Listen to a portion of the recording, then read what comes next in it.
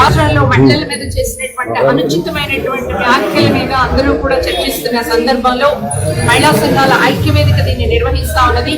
3 అంశాలని ఈ రోజు ప్రభుత్వం దృష్టికి, సమాజం దృష్టికి మేము తీసుకురాదలుచుకున్నాం.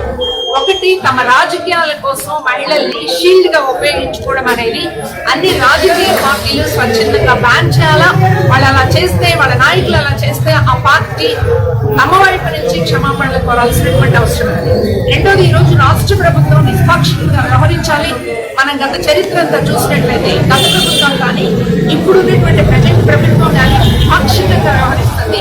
అంటే తన వాళ్ళనంటే ఒకలాగా, ఎదుటి వాళ్ళనంటే ఒకలాగా వ్యవహరించేటటువంటి పద్ధతి మాత్రమే కాదు, పేట్రియార్కీని దిగమెత్తుతూ ఉన్నటువంటి భూస్వామిక ఆధిపత్యాన్ని దిగమెత్తుతూ ఉన్నటువంటి పరిస్థితి ఉన్నది. మేము దీన్ని ఖండిస్తా ఉన్నాము.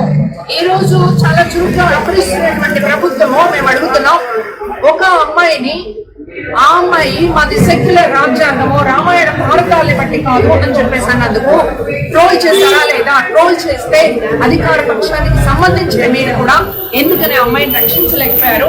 ఉపాలంటి కేసులు పెడుతున్నామంటే మీరు కూడా ఎందుకు తలంచుకున్నారు? ఈ రకమైన దాన్ని తగ్గిద్దామా? అందువల్లే మేము అడుగుతున్నది ప్రభుత్వాన్ని, కన్సర్న్డ్ పార్టీస్ అన్నింటినీ, మహిళా సంఘాలని, అలాగే ఎవరెవరైతే మహిళా సమస్యల కోసం, సమన్వయం కోసం పనిచేస్తున్నారో అలాంటి వాళ్ళందరినీ పిలవండి, చర్చించండి. వర్మా కమిషన్ సిఫార్సుల నేపథ్యంలో ఒక చట్టాన్ని తమిళనాడు ప్రభుత్వం చేసిన చట్టం మన రాష్ట్ర ప్రభుత్వం కూడా చేయాలి, దాన్ని అమలు చేయాలి. 3వ అంశం ఏమిటి అని చెప్పేసి అంటే రాజకీయ పార్టీలన్నీ స్వచ్ఛందంగా ప్రకటించాలని మేము కోరుతా ఉన్నాం. మీ అందరికీ తెలుసు, హేమబాల్ని బొగ్గల గురించి కామెంట్ చేశారు. మాయావతిని, ఆమెని ప్రాస్టిట్యూట్ కింద అభివర్ణించినటువంటి చరిత్ర మనం చూస్తాము. అందరూ ముఖ్యమైనటువంటి నాయకులని ఇలాంటి ట్రోల్స్ ఎదుర్కొంటా ఉన్నారు, అలాంటి వాళ్ళతో సహా. ఏ రాజకీయ పార్టీకి సంబంధించిన వాళ్ళైనా సరే వాళ్ళు ఇలాంటి కామెంట్స్ చేస్తే వాళ్ళ పార్టీల నుంచి తొలగించాలి. వాళ్ళకి ఎలాంటి రాజకీయ ప్రాతినిధ్యం ఉండకూడదు, ఎలక్టోరల్ ప్రాతినిధ్యం ఉండకూడదు. రాజకీయ పార్టీలు స్వచ్ఛందంగా చేయాల్సిన పని.